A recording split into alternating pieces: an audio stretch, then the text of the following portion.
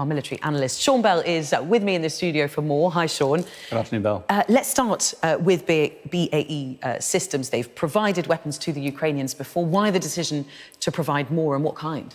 The announcement is less about the weapons, actually. It's more about BAE Systems have announced their intention to put an entity into Ukraine.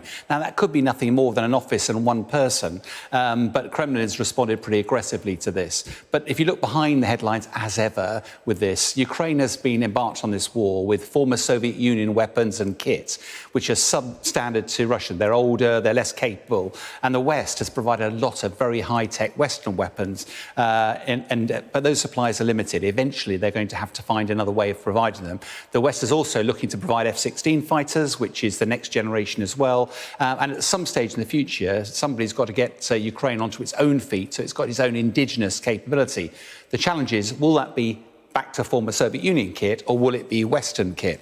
And part of this is trying to help them, obviously, a transition. It's also that the Ukrainians, President Zelensky said he wants to take the fight to Russia, but he can't use Western weapons to do that. He's just announced they've managed to have invent a weapon that can go 700 kilometres.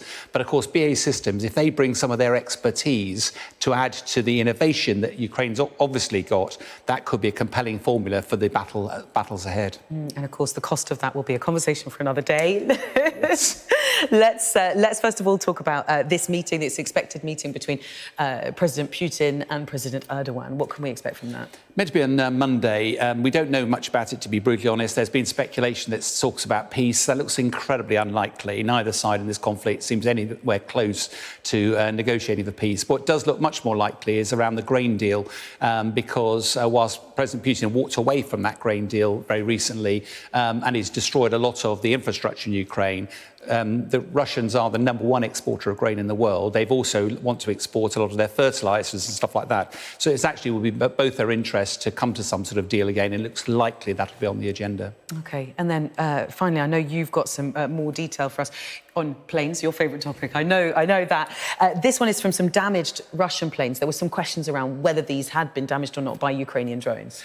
There was. On Wednesday, early as the morning, there was a massive wave of Ukrainian drone strikes across a lot of Russian targets, but particularly up at Pskov, up in the north. Now, interestingly, today, Ukrainians have claimed that some of those attacks were actually conducted from Russian soil, which is rather interesting.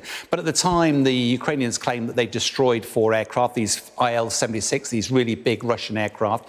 But the Russians were a lot more circumspect about it. The next day, this is the picture we saw. Unfortunately, there was a lot of cloud cover on the day. The aircraft circled, you won't be able to see very detailed, but there is some black damage done near the wing roots on both of those aircraft.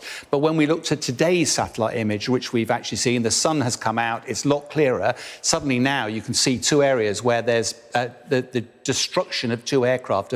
All there's left is a little tailplane or whatever. Also, none of the aircraft that had those black damage on are visible anymore, so they've almost certainly been towed into a hangar to get repaired. And the other interesting thing, all the aircraft now are on the taxiways and not on those little aprons. That's almost certainly because the aprons, you know the GPS coordinates of those, and they will not want, the Russians will not want to leave them exposed. So despite the rhetoric that surrounds all of these reports from Ukrainians and from Russians, it does appear from satellite imagery that actually this was quite a successful attack by the Ukrainians. Yeah, and this is certainly why we need you, because I look at those images and I would not have been able to identify half of that. So thank you very much, Sean Bell, for the latest on that.